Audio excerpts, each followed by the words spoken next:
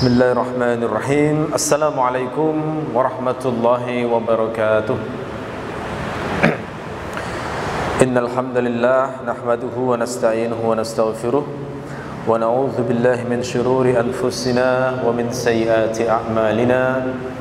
May yahdihillahu fala mudilla lahu wa may yudlil fala hadiya lahu. Asyhadu an la ilaha illallah wahdahu la syarika lahu wa asyhadu anna Muhammadan abduhu wa rasuluhu la nabiyya ba'dah. Allahumma inna nas'aluka ilman nafi'a wa rizqan thayyiba wa amalan mutaqabbala. Rabbana zidna ilma warzuqna fahma waj'alna minas solihin. Amma ba'du. Bapak Ibu Saudara sekalian rahimakumullah, jamaah Masjid Ibnu Sina yang semoga senantiasa dirahmati Allah Subhanahu wa taala. Pada malam hari ini insyaallah kita membahas hadis ke-8 dalam kitab Arba'in Nawawi, dan hadis ke-8 ini berbicara tentang kehormatan darah dan harta seorang muslim. Saya bacakan hadisnya terlebih dahulu. An Ibnu Umar radhiyallahu ta'ala anhuma anna Rasulullah sallallahu alaihi wasallam qala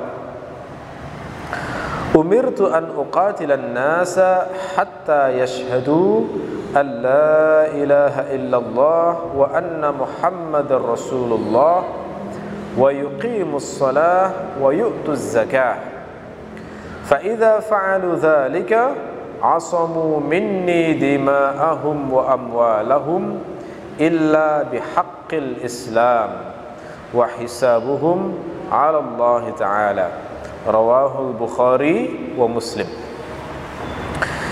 Dari Ibnu Umar radhiyallahu anhuma bahwasanya Rasulullah sallallahu alaihi wasallam bersabda, aku diperintahkan untuk memerangi manusia hingga mereka bersaksi bahwa tidak ada Tuhan selain Allah dan bahwa Muhammad adalah utusan Allah, dan mereka mendirikan salat, membayar zakat. Jika mereka melakukan semua itu, maka mereka telah melindungi darah-darah mereka dan harta-harta mereka dariku, kecuali dengan hak Islam, sementara hisab mereka adalah tanggungan Allah Ta'ala. Diriwayatkan oleh Bukhari dan Muslim. Ya. Awal hadis ini diawali dengan kalimat umirtu, yang diterjemahkan aku diperintahkan. Siapa yang memerintah Rasulullah? Tentu saja Allah Subhanahu wa ta'ala. Karena tidak mungkin ada yang lebih tinggi kedudukannya dari Rasulullah selain dari Allah sendiri. Jadi meskipun secara bahasa aku diperintah itu mungkin aja diperintah oleh pamannya, diperintah oleh gurunya, diperintah oleh kerabatnya dan yang lainnya. Tetapi yang dimaksud di sini adalah Allah tentu saja. Karena konten dari perintahnya ini terkait dengan agama, maka secara pasti al-amir yang memerintahkan adalah Allah Subhanahu wa taala. Nah, ini yang membedakan jika yang mengucapkan itu sahabat. Kalau sahabat itu mengucapkan umirna, kami diperintah, atau nuhina, kami dilarang atau dicegah, maka hukum asalnya maknanya adalah yang memerintah adalah Rasulullah.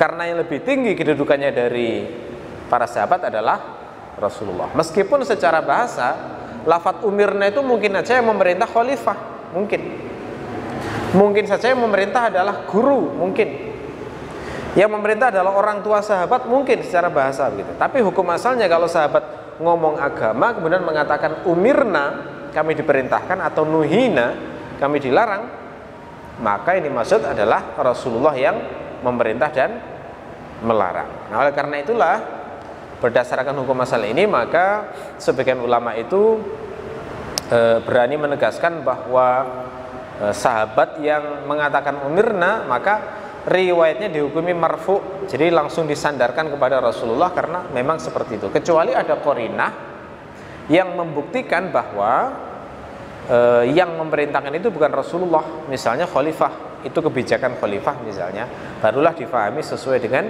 indikasinya atau qarinahnya. Nah, mengapa di sini kok Allah lafaz Allah dibuang?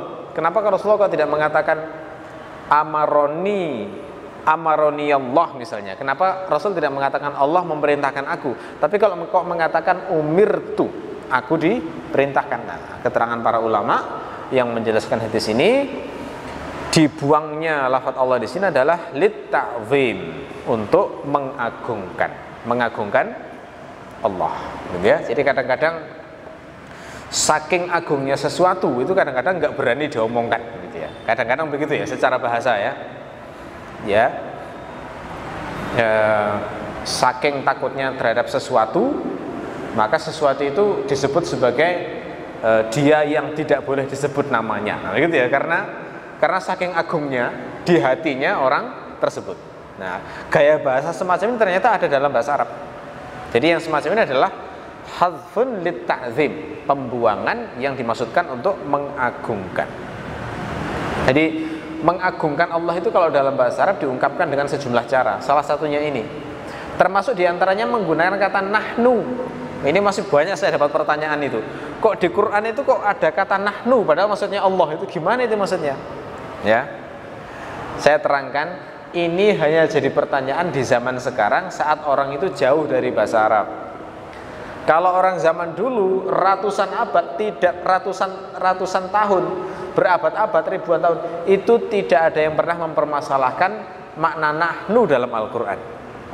Ya, apa makna nahnu dalam Al-Quran? Kalau ini maksud adalah Allah, nahnu dalam Al-Quran itu maknanya adalah al-mu'azzim nafsahu, yang mengagungkan dirinya sendiri. Jadi terjemahannya itu adalah aku A besar, itu nahnu dalam bahasa Arab. Jadi bahasa Arab itu nahnu itu maknanya dua. Pertama adalah al-mutakallim ma'al ghair, penutur disertai orang lain. Makna yang kedua adalah al-mu'azzim nafsahu, yang mengagungkan dirinya sendiri, gitu ya. Kalau nahnu yang dimaksud adalah al-mutakallim ma'al ghair, penutur disertai orang lain, maka dalam bahasa Indonesia biasanya diterjemahkan kami atau kita. Cuma dalam bahasa Arab nggak membedakan kami atau kita, semuanya pakai nahnu. Kalau bahasa Indonesia masih membedakan kami atau kita. Bedanya apa kalau kami sama kita dalam bahasa Indonesia? Kalau kami itu berarti yang diajak ngomong nggak dimasukkan. Tapi kalau kita berarti yang diajak ngomong masuk. Kalau misalnya kita bilang kita akan pergi ke masjid, berarti yang diajak ngomong ikut. Tapi kalau mengatakan kami akan pergi ke masjid, nah berarti yang diajak ngomong tidak dimaksudkan ikut dalam pekerjaan tersebut. Ya, tapi dalam bahasa Arab semuanya disebut nahnu. Nah, itu terjemahan kami. Ya, terjemahannya kami atau kita. Tapi kalau nahnu yang dimaksud adalah al-mu'azzim nafsahu, itu sebaiknya jangan diterjemahkan kami kalau membuat bingung ya. Lebih baik diterjemahkan aku. Aku tapi A besar. Kalau bahasa Using itu nyebutnya ingsun. Nah, itu ya. Itu aku tapi untuk membesarkan diri, begitu ya. Itu nahnu dalam bahasa Arab. Jadi nggak usah bingung terjemahnya aku. Saya sampai hari ini kalau misalnya nulis artikel atau apa tentang terkait Islam, setiap kali ketemu nahnu yang dimaksud adalah Allah, selalu saya terjemahkan aku A besar, biar tidak bingung ya. Apakah mungkin bahasa Indonesia kami bermakna aku? Mungkin, cuma jarang, gitu ya. Di KBBI, Kamus Besar Bahasa Indonesia, itu kami itu salah satu maknanya adalah aku yang membesarkan diri, ya. Jadi mungkin itu dasarnya terjemahan dari Departemen Agama ya, ketika menerjemahkan Quran itu pakai kata kami. Cuma orang-orang awam kadang tidak bisa membedakan itu, disangka kami itu ya saya dengan yang lainnya, sehingga kemudian berani menafsirkan dengan agak ngarang-ngarang begitu ya. Pokoknya di Quran itu kalau ada kata-kata nahnu maknanya kami, berarti itu Allah pasti melibatkan hambanya gitu ya. Jadi itu tafsir yang agak ngarang-ngarang gitu ya, karena nggak ada dasarnya memang. Jadi sejak dulu kalau ditafsir nahnu Allah itu terjemahnya aku A besar, gitu ya. Oke. Kemudian lafadz an-nas pada hadis ini, ya, aku diperintahkan untuk uqatilan nas, memerangi manusia. Maka secara syar'i sebenarnya an-nas itu mencakup manusia dan jin sebenarnya, secara syar'i ya. Akan tetapi dalam prakteknya tidak ada riwayat satupun bahwa Rasulullah itu memerangi jin. Kalau memerangi manusia berkali-kali, ya. Rasulullah memerangi orang-orang Quraisy itu berkali-kali di perang Badar, perang Uhud dan sebagainya. Memerangi beberapa kabilah juga berkali-kali. Hampir tiap tahun Rasulullah selalu berjihad. Tapi tidak pernah ada riwayat Rasulullah itu memerangi jin. Dengan cara apa juga tidak ada riwayat. Nah, oleh karena itulah meskipun an-nas di sini secara syar'i mencakup itu, tetapi perbuatan Rasulullah menunjukkan bahwa ini yang dikhususkan pada manusia saja, tidak dimaksudkan jin juga, gitu ya. Jadi yang ada dalam riwayat adalah Rasulullah berdakwah kepada jin, kemudian jin menerima dakwah Rasulullah. Karena memang nggak ada ceritanya jin itu punya rasul dan nabi sendiri, tidak ada. Nabi dan rasulnya jin itu ya dari manusia. Itu memang keutamaan manusia dibandingkan jin seperti itu. Makanya kalau manusia itu minta tolong pada jin, bangga mereka. Karena wong makhluk itu yang posisinya itu diletakkan di bawah manusia, kok malah manusia ini memuliakan jin, gitu ya. Maka semakin bertambahlah dosa dan kemusyrikan akhirnya. Oke. Sekarang kita kupas maknanya. Apa makna dari hadis ini? Ya. Hadis ini memberikan pengertian yang cukup jelas kepada kita bahwa orang yang sudah mengucapkan syahadat, ya, syahadat saja tanpa melakukan rukun Islam yang lainnya, itu sudah cukup untuk membuat darah dan hartanya terhormat. Ya. Darah dan harta terhormat itu maknanya bagaimana? Maknanya harta dan darah terhormat itu adalah harus dijaga dan dilindungi, tidak boleh diambil tanpa hak. Gitu ya. Jadi kalau orang itu awalnya non-muslim lalu kemudian masuk Islam, mengucapkan 2 kalimat syahadat, maka seketika itu juga darahnya terhormat, hartanya terhormat. Berarti hartanya tidak boleh diambil secara paksa, juga tidak boleh diambil dengan cara yang batil. Ya. Contoh menjaga harta misalnya bagaimana? Jangan sampai mencuri hartanya orang muslim. Tidak boleh. Dalam Islam pencurian itu hukumannya cukup keras. Apa hukumannya? Yakni dipotong kedua tangannya. Dipotong. Kalau misalnya mencuri 1 kali, dipotong sebelah kanan di bagian pergelangan sampai pergelangan begitu. Kalau misalnya masih mencuri lagi, maka dipotong tangan kirinya, gitu ya.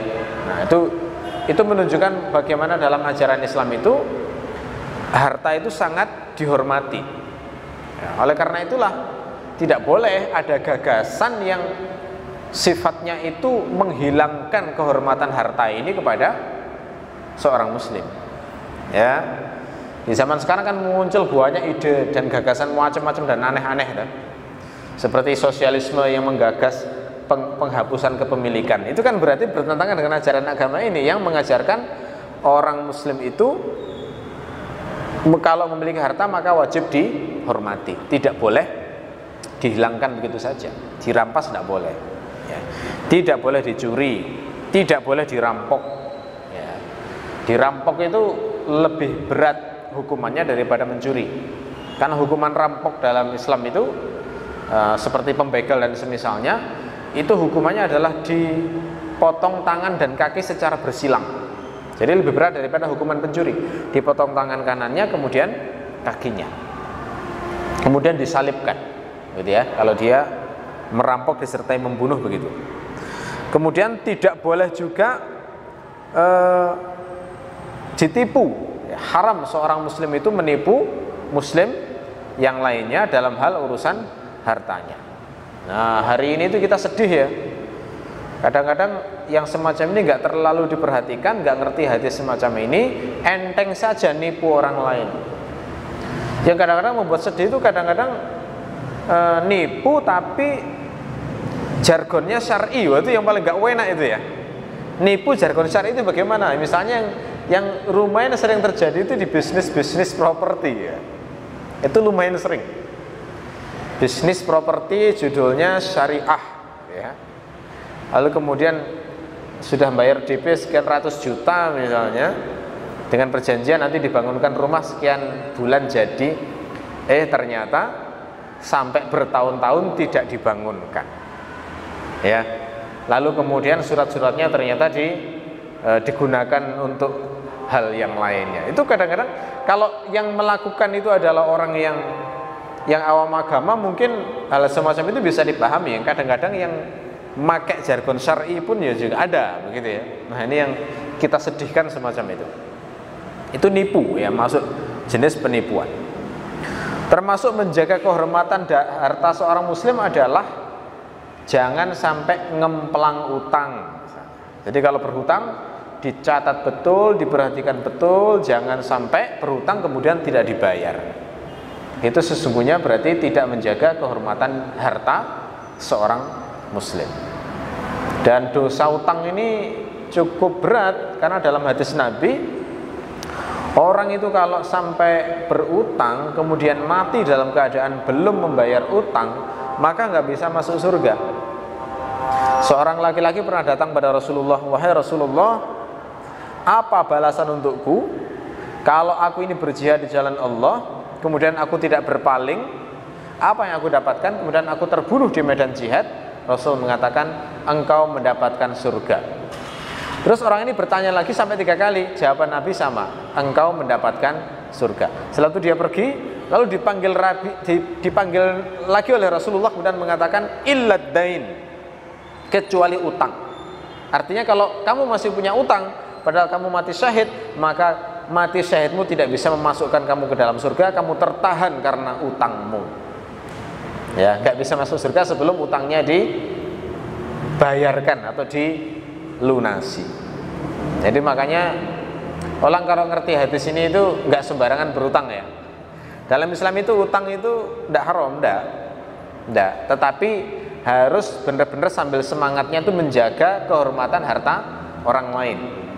Sehingga kalau terpaksa utang, oke, tidak masalah. Tapi semangatnya adalah berusaha untuk melunasi. Karena orang yang berhutang karena terpaksa kemudian berusaha untuk melunasi, pasti akan ditolong Allah untuk melunasinya. Tapi kalau niatnya utang memang untuk mengambil harta orang lain tanpa ada niat membayar, nah semacam ini yang akan terhalang masuk surga itu. Nah ini yang kasihan semacam itu nanti ya. Nah, itu ya. Apakah Rasulullah pernah berhutang? Pernah. Rasulullah pernah berhutang itu untuk menunjukkan utang itu tidak haram, tidak. Kapan Rasulullah berhutang? Rasulullah berhutang itu adalah pada saat untuk memberi makan istri-istrinya. Karena Rasulullah poligami, istrinya 9 orang. Ini khusus untuk Rasulullah ya, jadi nggak bisa ditiru ini. Nggak bisa disebut sunnah Rasul kemudian istrinya 9. Nah, ini khusus syariat untuk Rasulullah. Kalau umatnya maksimal 4. Rasulullah itu memiliki istri lebih dari 1, dan suatu hari habis harta Rasulullah itu sehingga beliau nggak punya harta untuk memberi makan istrinya. Akhirnya beliau berhutang pada seorang Yahudi dan beliau menggadaikan baju besinya untuk mendapatkan utang dari makanan dari Yahudi itu. Nah ya, apakah Rasulullah itu miskin? Rasulullah itu dari sisi penghasilan luar biasa besar sebenarnya. Cuma Rasulullah itu dermawan gitu ya. Penghasilan Rasulullah itu adalah dari ghanimah diantaranya. Hak Rasulullah itu kan mendapatkan 1/5 dari ghanimah itu. Itu kalau dinilai dengan zaman sekarang itu kira-kira miliaran satu kali dapat itu. Padahal 1 tahun bisa jadi 2 kali dapat 2 kali ghanimah. Tapi bagian Rasulullah itu langsung dibagi-bagi habis. Ya, dibagi-bagi habis. Beliau hanya menyisakan membelikan makanan untuk istri-istrinya stok selama 1 tahun. Itu cara Rasulullah memanajemen nafkah istrinya.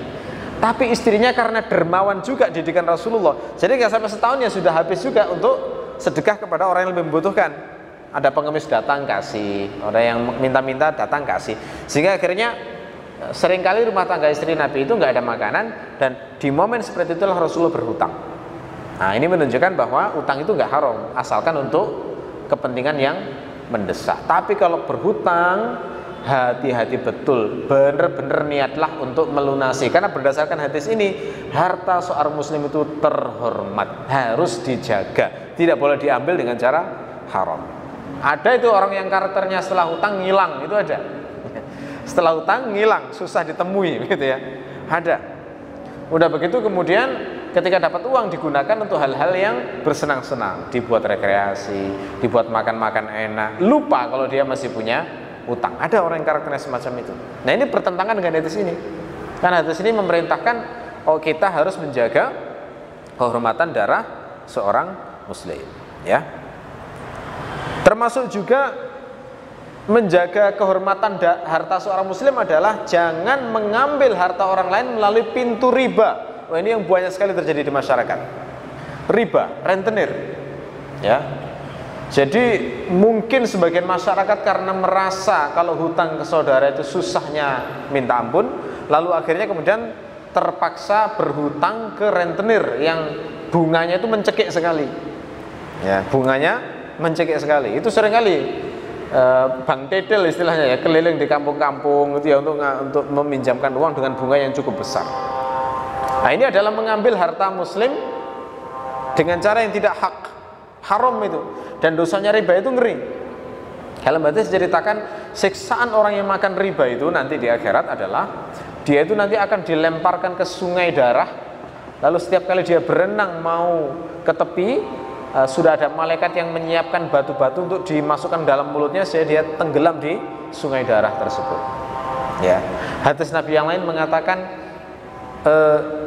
dosanya riba itu lebih berat daripada 30 sekian kali berzina. Nah, itu ya. Itu nggak bisa diremehkan riba itu. Dan banyak orang-orang yang barangkali sudah mulai merasa tahu bagaimana efek dari riba, itu akhirnya melepaskan diri dari riba. Karena orang yang penghasilannya tercampuri riba seringkali tidak berkah. Betul mungkin uangnya dapat banyak, tapi habis. Bisnis hancur misalnya, habis untuk kegiatan maksiat. Begitulah tandanya nggak berkah, memang seperti itu, ya. Oke. Termasuk juga menjaga kehormatan muslim adalah jangan sampai mengambil harta orang lain dengan wasilah judi. Itu juga tidak benar. Rasulullah mengharamkan judi, di Quran juga diharamkan judi. Nah, hari ini kadang judi itu disebut trading, jadi tidak kelihatan kalau itu adalah judi, ya. Nah, itu penghasilan haram juga. Kalau togel jelas, ya, mungkin orang sudah tahu kalau togel itu memang jenis judi. Termasuk judi itu misalnya taruhan. Ayo ini ada klub sepak bola ini nanti melawan ini, yang menang siapa? Taruhan uangnya diletakkan di situ. Yang menang dapat itu. Judi juga itu haram. Itu tidak menjaga kehormatan harta seorang muslim. Ya, melanggar hadis ini juga. Termasuk juga jangan mengambil uang suap. Suap itu bahasa Arabnya riswah. Dan pelaku suap semuanya dilaknat oleh Rasulullah. Rasulullah mengatakan, ada hadis yang mengatakan la'ana Rasulullah sallallahu alaihi wasallam ar-rashi wal murtashi war ra'ish. Rasulullah itu melaknat 3 orang dalam perkara suap. Apa itu? Pertama yang menyuap, yang kedua yang menerima suap, yang ketiga yang jadi perantara suap. Semuanya kena laknat. Dan laknat itu ngeri. Laknat itu apa? Laknat itu kan gelarnya iblis. Iblis laknatullah alaih. Kenapa dikatakan laknat? Karena dijauhkan dari rahmat, tidak mungkin diampuni oleh Allah.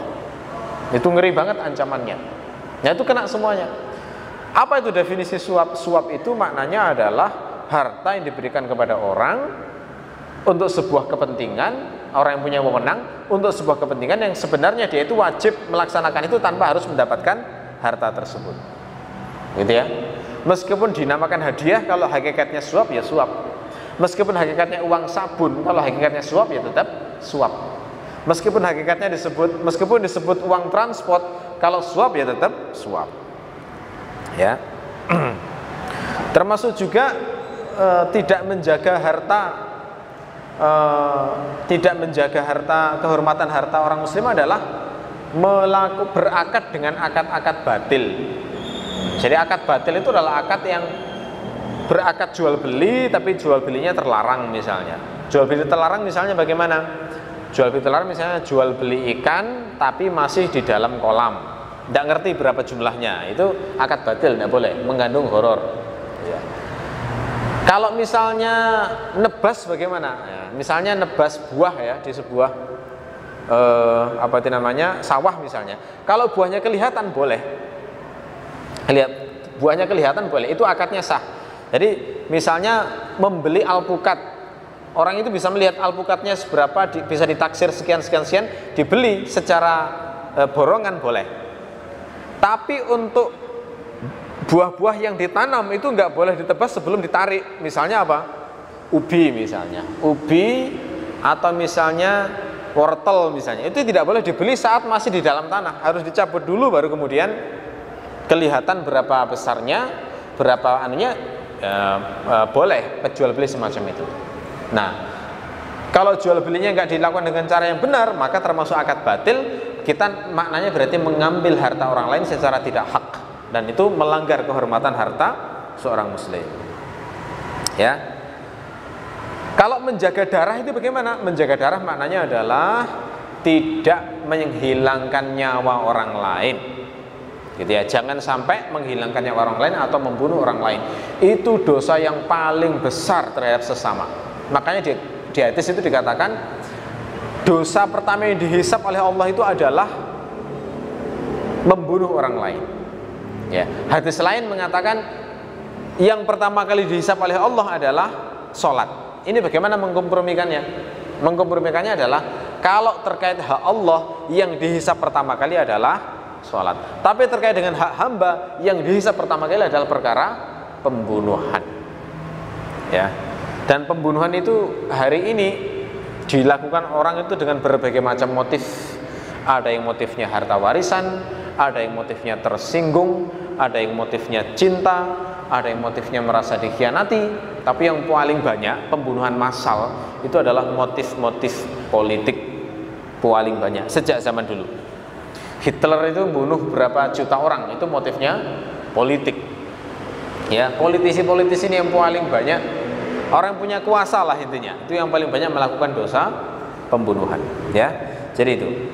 Termasuk yang nggak sampai membunuh tapi mengalirkan darah, misalnya melukai orang secara tidak hak, itu juga bertentangan dengan hadis ini, karena Rasulullah mengatakan orang yang bersyahadat itu sudah terjaga darahnya. Termasuk bukan hanya melukai, menyiksa. Nah, ini dosanya yang punya otoritas ya, menyiksa. Ujiannya polisi. Nah, karena untuk melakukan penyidikan itu kadang-kadang buat orang mengaku itu sampai levelnya menyiksa, padahal belum tentu orang tersebut bersalah. Sementara dalam hadis Nabi itu ada dalilnya. Orang itu kalau di dunia itu menyiksa orang lain, maka dipastikan itu dia nanti akan masuk ke neraka. Kata Nabi, ada dua golongan yang aku belum pernah melihat keduanya. Salah satunya adalah orang yang membawa cambuk-cambuk seperti ekor sapi, kemudian digunakan untuk mencambuki manusia. Nah, itu kata Nabi, masuk neraka orang semacam itu. Itu gambaran penyiksa. Ya, gambaran dari penyiksa. Itu tidak menjaga darah orang lain. Termasuk memukul, nggak sampai menyiksa, hanya memukul saja. Kalau sifatnya zalim, maka itu juga bermakna tidak menjaga darah orang lain. Ya, makanya seorang sahabat bernama Utsman bin Affan itu pernah meminta supaya budaknya itu mengkisos dirinya. Jadi budaknya dipanggil, "Hai budakku, aku dulu pernah memukul engkau. Sekarang balas aku, pukul aku." Ya, kenapa kok Utsman sampai semacam itu? Khawatir nanti dibalas di akhirat. Meskipun yang dipukul Utsman adalah budaknya sendiri. Nah, ini mengajarkan kepada kita harus hati-hati masalah memukul ya. Meskipun mukul anak. Mukul anak itu ada yang benar, ada yang zalim. Mukul anak yang benar bagaimana? Mukul anak yang benar adalah kalau itu sifatnya pendidikan. Misalnya seperti Rasulullah membolehkan memukul anak jika nggak sholat saat usianya 10 tahun. Itu kan perintah Nabi. Pukul anakmu kalau usia 10 tahun kalau dia nggak mau sholat. Itu pukulan pendidikan. Tapi bukan pukulan menghajar sampai KU, apalagi sampai sakit misalnya. Itu sudah zalim, sudah melampaui batas. Ya. Jadi pukulan itu ada dua macam. Pukulan pendidikan, ada pukulan kezaliman. Yang akan disiksa di akhirat adalah pukulan kezaliman. Kalau pemukulan takdib atau pendidikan itu tidak apa-apa. Ya, seperti ayah kepada anaknya atau ibu pada anaknya, termasuk suami pada istrinya. Itu kan boleh di Quran memukul istri kalau istrinya itu tidak bisa dinasehati dengan cara. Jangan dibayangkan suami memukul istri itu dipukul KO gitu, enggak. Ya. Kalau para sahabat itu mencontohkan contoh memukul itu adalah dengan kayu siwak. Kayu siwak itu kan kayu untuk sikat gigi itu ya. Dipukul cuma gini toh. Nah, itu mungkin beberapa wanita itu sudah merasa mentalnya kena karena suaminya merasa selama ini tidak pernah memperlakukan semacam itu, kok sampai semacam itu gitu. Akhirnya kemudian mundur. Itu maksud pemukulan ya. Ya, yang intinya tidak menyakitkan. Makanya di Quran diberi batasan dorban ghairu mubarrihin, pukulan yang tidak menyakitkan. Gitu ya. Jadi saya ulang lagi, dari mulai menumpahkan darah, membunuh, termasuk melukai, memukul, ya, itu semua bisa terkategori dosa karena tidak menjaga darah orang lain, termasuk kezaliman, gitu ya. Ya. Nah, dalam hadis ini itu ditegaskan bahwa orang bersyahadat saja itu sudah sudah terjaga darah dan hartanya. Artinya yang diperhatikan cukup syahadatnya, tidak perlu diperhatikan dalam hatinya seperti apa, gitu ya. Tapi ada pengecualian di sini, illa bihaqqiha, kecuali dengan haknya. Artinya boleh mengambil harta muslim, boleh menumpahkan darah muslim kalau memang ada alasan yang benar. Nah, itu maksud dari illa bihaqqiha. Contoh menumpahkan darah yang benar bagaimana? Misalnya mengeksekusi pembunuh. Nah, jadi ada muslim misalnya membunuh sesama muslim. Ini kan dalam Islam dihukum kisos. Kisos itu apa? Ya dihukum bunuh juga. Seperti yang dipraktikkan di Arab Saudi ya. Itu biasanya kalau setiap Jumatan, selesai Jumatan itu di lapangan masjid itu ada eksekusi yang bisa dilihat oleh banyak orang. Jadi dipenggal kepalanya gitu ya. Jadi tindakan kriminal membunuh itu dihukumnya di sana adalah dengan dipenggal kepalanya, artinya dibunuh juga. Nah, ini menumpahkan darah yang bihaqqil Islam, ya, bisa dibenarkan karena alasannya memang benar, gitu ya. Termasuk yang hak misalnya menghukum atau mengeksekusi orang yang terkena hukuman rajam. Nah, orang terkena hukuman rajam itu kan misalnya dia berzina padahal sudah pernah menikah, maka dia dihukum rajam. Itu kan dibunuh juga, ditumpahkan darahnya. Nah, tapi ini adalah menumpahkan darah yang benar. Kenapa? Karena ada alasan, yakni menjalankan hukum rajam. Termasuk misalnya kena hukum bughad. Jadi memerangi bughad misalnya. Hukum asalnya kalau bughad itu kan sesama muslim, itu jangan sampai dibunuh. Ya, tapi kalau misalnya terbunuh dalam peperangan tersebut, maka bisa dibenarkan karena memang ada perintah memerangi bughad. Ya, termasuk misalnya mengeksekusi orang yang murtad, karena dalam agama ada hadis man baddala dinahu faqtuluh. Barang siapa mengganti agamanya, maka bunuhlah. Artinya berarti hukuman bagi orang yang hukuman bagi orang yang mengganti agamanya, yakni murtad dari Islam ke luar Islam, maka yang semacam itu akan terkena hukuman bunuh. Nah, dihukum bunuh berarti maknanya ditumpahkan darahnya, tapi ada alasan yang benar, alasan yang syar'i. Ini yang dimaksud dengan illa bi haqqil Islam. Ya. Yang semacam ini, tafsir semacam ini itu diantaranya dijelaskan sendiri oleh Rasulullah dalam Sahih Muslim. Rasulullah bersabda, la yahillu damu mri'in muslim yashhadu an la ilaha illallah wa anni rasulullah illa bi ihdas thalath as-sayyibu zani wan nafsu bin nafsi wat tariku lidinihi al mufariqu lil jamaah. Ya. Rasulullah sallallahu alaihi wasallam bersabda, tidak halal darah seorang muslim yang bersaksi bahwa tiada Tuhan selain Allah dan bahwasanya aku adalah utusan Allah, kecuali karena 3 sebab. Yang pertama adalah orang yang sudah pernah menikah kemudian berzina. Yang kedua adalah orang yang membunuh orang lain.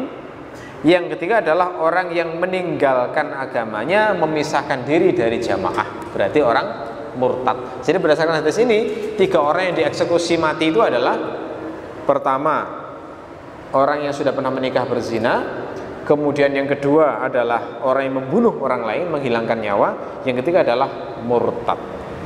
Ya, hukuman murtad memang cukup keras. Kenapa? Karena tidak boleh agama dibuat main-main. Kalau sebelum masuk Islam itu dibebaskan, mau masuk Islam apa enggak itu orang itu tidak dipaksa. La ikraha fiddin, Quran bilang begitu. Tidak ada paksaan dalam agama. Silahkan masuk Islam berdasarkan pertimbangan yang matang. Begitu sudah masuk Islam, maka wajib serius berislam. Tidak boleh dibuat main-main.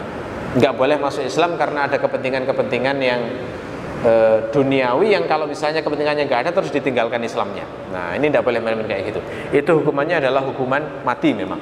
Tapi diminta taubat dulu. Kalau nggak mau taubat baru dihukum mati. Tapi kalau misalnya dikasih waktu 3 hari dia bertobat, ya enggak, tidak kena hukuman mati. Ya. Termasuk yang terkena hukuman mati adalah orang yang menolak untuk sholat. Wah, ini memang keras ya.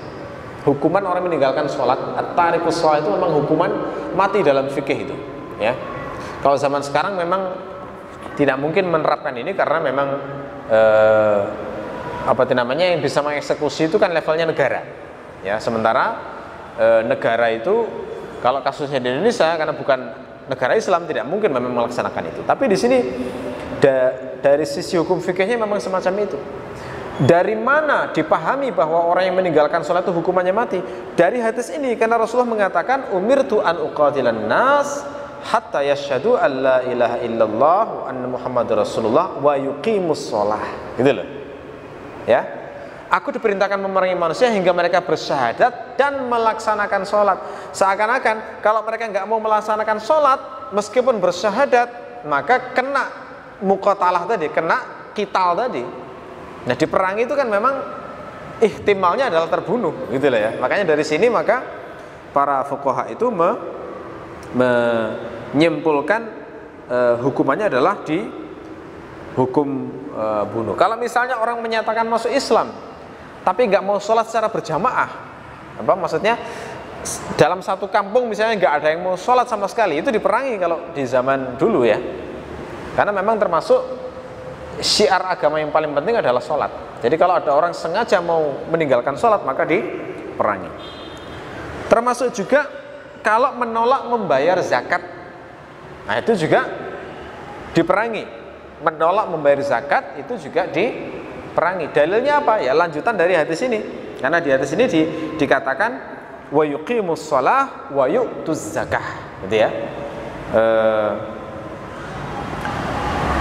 Sampai mereka itu menegakkan sholat dan membayar zakat. Dan ini dipraktekkan oleh Abu Bakar saat beliau menghadapi fitnah orang-orang murtad di zamannya. Jadi sepeninggal Rasulullah itu, ketika Rasulullah wafat, Abu Bakar menjadi khalifah.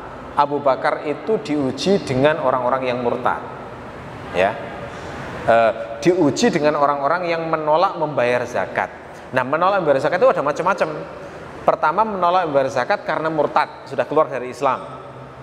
Ada pula yang menolak membayar zakat karena mengikuti nabi-nabi palsu.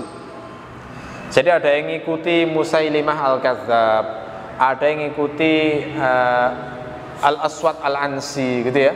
Ada yang mengikuti banyaklah nabi-nabi palsu yang sempat muncul itu, yang mereka semuanya membebaskan pengikutnya untuk tidak membayar zakat. Ya. Nah, yang semacam ini ada lagi yang mereka itu merasa masih Islam, mereka itu masih menjalankan sholat, hanya nggak mau bayar zakat, gitu loh. Jadi ya, nah itu semuanya oleh Abu Bakar diputuskan diperangi. Tidak peduli yang murtad, yang ngikuti nabi palsu, atau yang masih bersyahadat dan masih mau sholat tapi nggak mau bayar zakat, semuanya diperangi. Nah, yang masih mengucapkan syahadat ini yang sempat menimbulkan pertanyaan di hatinya Umar. Wahai Abu Bakar, kenapa kita memerangi mereka? Kan bukankah Rasulullah itu mengatakan umirtu an uqatilan nas hatta yashhadu an la ilaha illallah wa anna muhammadar rasulullah. Bukankah mereka bersyahadat? Kenapa kok diperangi? Nah, jawaban Abu Bakar tegas. demi Allah saya akan tetap memerangi orang-orang yang membedakan hak harta dan hak Allah dalam sholat, begitu ya. Nah, Abu Bakar itu memaksudkan, beliau itu berargumentasi dengan ujung dari hadis ini. Ujung hadis ini adalah semua darah dan harta terhormat illa bihaqqil Islam, kecuali dengan hak Islam, kecuali dengan haknya. Jadi kalau misalnya ada alasan syar'i yang membuat itu bisa diperangi, maka diperangi. Maka termasuk orang yang nggak mau membayar zakat di zaman Abu Bakar diperangi karena alasan ini, gitu ya. Akhirnya Umar bin Khattab setelah mendengar argumentasi Abu Bakar, akhirnya bisa menerima itu dan sepakat, dan ternyata betul. Setelah diperang itu, salah satu hikmahnya adalah wibawa Islam luar biasa besar waktu itu, sehingga kemudian orang-orang berduyun-duyun bertaubat dan masuk Islam kembali, gitu ya. Oke. Ya, jadi kenapa kok dalam hadis ini tuh tidak disebutkan rukun Islam yang lain? Kenapa kok hanya sholat dan zakat, gitu ya? Kenapa kok puasa tidak, haji tidak, gitu. Nah, justru karena inilah maka kemudian para ulama berbeda pendapat. Status orang yang tidak mau berpuasa dan tidak mau berhaji itu apakah disamakan dengan statusnya orang yang tidak mau sholat dan membayar zakat? Sebagian ulama berpendapat disamakan karena itu adalah rukun Islam. Sebagian lagi berpendapat tidak bisa disamakan, sehingga kalau misalnya orang menolak untuk berpuasa maka tidak bisa dihukum bunuh, tidak bisa ya, tapi hanya cukup dihukum ditazir yang membuat dia menjadi jera, gitu ya. Oke. Kata Ibnu Rajab Al-Hanbali, ya, orang yang meninggalkan sholat dan zakat itu harus diperangi, itu katanya sudah menjadi ijma' di kalangan para ulama, ya. Nah, kemudian di sini ada lafaz penting yang juga harus kita kupas juga, yakni lafaz yang berbunyi wa hisabuhum 'alallah. Hisab mereka itu diserahkan kepada Allah. Ya, jadi hadis sebelumnya kan memberikan pengertian kalau sudah syahadat, sudah membayar zakat, sudah sholat, maka terhormat darah maupun hartanya.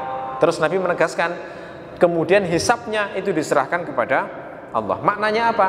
Dalam hadis ini Rasul mengajari kita sebuah prinsip yang sangat penting, yakni bahwa kita hanya bisa menilai orang dari zahirnya.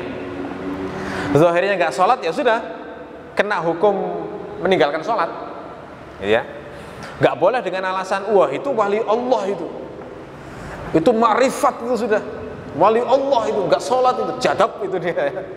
Nggak boleh dengan alasan kayak gitu kemudian kita membiarkan orang, nggak boleh. Rasul itu memerintahkan zahirnya nggak sholat maka kena hukum orang nggak sholat. Siapa sih yang lebih dekat pada Allah selain Rasulullah? Rasul nggak ada. Rasul itu paling dekat dengan Allah, masih sholat juga, sholat 5 waktu berjamaah, juga masih tahajud. Jadi nggak bisa dengan alasan ma'rifat meninggalkan sholat. Yang penting iling, nggak boleh itu. Nggak boleh. Agama itu adalah berkorban dengan harta, berkorban dengan pikiran, juga berkorban dengan badan kita. Nah, sholat itu adalah mengorbankan badan kita untuk Allah, gitu ya. Nah, kalau orang masih nggak mau mengorbankan hartanya untuk mengorbankan badannya untuk Allah, itu tandanya dia belum serius menyembah Allah. Jadi masih mengikuti hawa nafsunya, gitu ya. Jadi zahirnya harus ngikuti zahirnya, ya. Jadi bahkan sampai para ulama itu mengatakan seandainya ada orang yang pura-pura masuk Islam, kemudian dia bersyahadat, dia kemudian sholat dan bayar zakat, maka tetap dihukumi muslim. Batinnya kalau dia munafik itu urusan Allah. Nah, itu maksud wa hisabuhum 'alallah. Jadi kalau misalnya ada orang pura-pura masuk Islam, ya sudah kita lihat zahirnya dia masuk Islam, diperlakukan seperti muslim. Perkara dia hanya pura-pura saja itu urusan dia dengan Allah. Seperti itulah Rasulullah saat memperlakukan orang-orang munafik di Madinah. Jadi memang ada sejak zaman dulu itu orang-orang munafik. Orang-orang yang masuk Islamnya itu pura-pura. Orang-orang yang masuk Islam karena ada kepentingan, ada itu. Misalnya yang paling terkenal adalah Abdullah bin Ubay. Ya. Jadi Rasulullah itu tidak menghukum bunuh mereka, enggak. Rasulullah hanya memberikan tanda-tanda orang munafik. Karena orang kalau benar-benar imannya masuk dalam hati, itu pasti kelihatan dalam perilakunya sehari-hari. Salah satu tandanya munafik adalah berat melakukan sholat subuh berjamaah dan sholat isya berjamaah. Wah, itu tanda munafik kata Nabi. Ya, di zaman Nabi dikatakan begitu. Kalau orang munafik sholat zuhur dan asar berjamaah masih gampang, masih baterainya masih banyak ya. Kalau sudah waktunya subuh, waktunya enak-enaknya tidur, termasuk isya, itu berat sekali bagi orang munafik. Ciri yang lain adalah kalau berjanji mengingkari, kalau ngomong biasa bohong, gitu ya. Kalau dipercaya berkhianat. Nah itu. Jadi Nabi itu hanya memberi tanda-tanda orang munafik, tapi tidak memvonis kafir orang yang pura-pura masuk Islam itu. Ya, jadi seperti itu. Baik, karena sudah masuk waktu isya, barangkali cukup sampai di sini ya. Baik, mudah-mudahan bermanfaat. Kita akhiri subhanakallahumma wa bihamdika asyhadu an la ilaha illa anta astaghfiruka wa atubu ilaik. Assalamualaikum warahmatullahi wabarakatuh.